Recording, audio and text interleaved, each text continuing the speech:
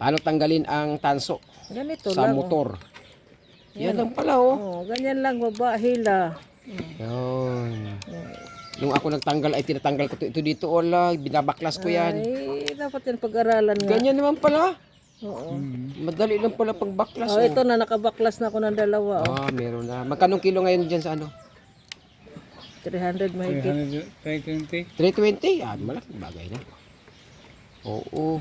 Pula, basta pula. Basta pula. Di ba may dilaw din ganyan? 250 yung dilaw. Mas mura yung dilaw. Pag pula, mas mahal. Ganyan ang pala diskarte.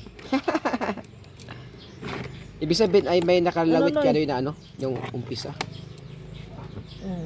Ayun o. Tingnan mo.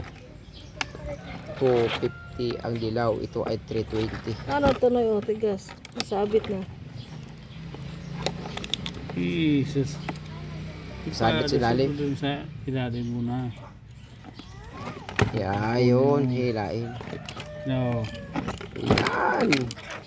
Kaya gamitin din ng utak ng konti. Yan, ang diskarte. Yung tira ka ng tira. Yun. Ang hirap maghanap buhay.